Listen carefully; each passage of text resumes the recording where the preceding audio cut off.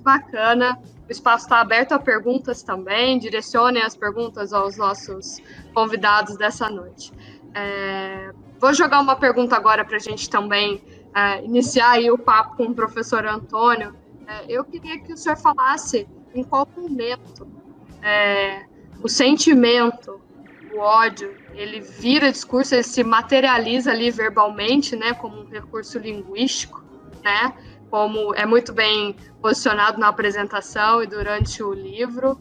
O discurso por ele só, né, de ódio, ele já tem ali um ato, só de você proferir uma frase ali, você já está dizendo algo, já está ofendendo, mesmo que verbalmente, mas qual é o momento em que ele sai de sentimento, vira discurso, e ele sai do discurso e vira a ação? Respondo a essa pergunta, né, dizendo isso, a partir de palavras que ouço do próprio Mauro, né, e me recordo das aulas que tive com ele, e justamente de um autor, que é o que eu pretendia falar, e não vai ser uma palestra, uma explicação, mas um bate-papo, literalmente, a nossa prosa, né, professor Mauro, para que a gente possa inserir alguns elementos e aprofundar um pouco na discussão sobre o discurso de ódio, vingança, né, mas que é o Jürgen Habermas, um desses grandes pensadores da escola de Frankfurt, e aí o próprio discurso já implica numa ação.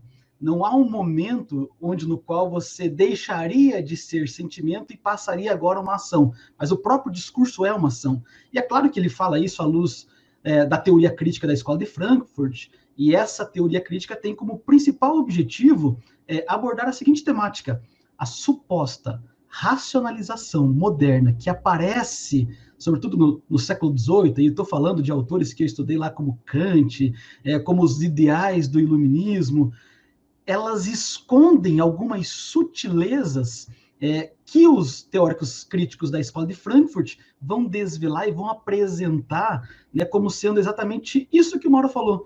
Essa ideia da tortura, essa ideia do ódio, essa ideia da vingança, longe de ser um tema do passado, ele apresenta uma atualidade fenomenal.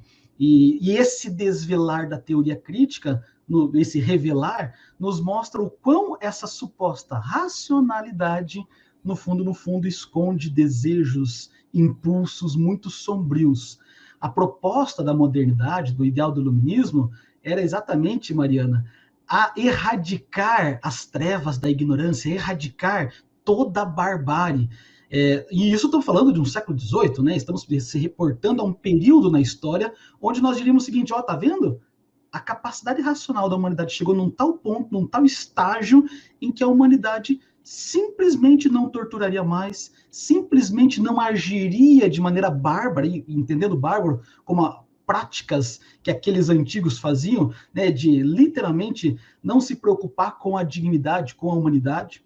E diante disso, desse desvelar da teoria crítica desses pensadores da Escola de Frankfurt, nós temos então uma nova retomada desse tema e diz o seguinte: a racionalidade esconde esses desejos sombrios que todos nós temos. E é engraçado falar disso, né? Porque você bem mencionou logo no início, né? E eu fiz uma postagem hoje no Instagram, já propositadamente, para mobilizar o nosso público e de começar a discussão antes dela acontecer aqui, né? Que eu toquei exatamente nesse ponto. As redes sociais, ela tem favorecido o engajamento, a empatia, né, uma espécie de aproximação a temas muito, né, delicados na nossa sociedade. Movimentos ganham hashtags e ganham, né, um espetáculo, ganham espaço e voz, né, podemos dizer assim, mas, por outro lado, ela também protagoniza uma série de ações nas quais a gente visualiza que essa barbárie nunca deixou de existir. E acho que essa temática da teoria crítica dos pensadores da Escola de Frankfurt, que implica necessariamente que comunicar algo, falar algo, escrever algo, postar algo, já implica numa ação.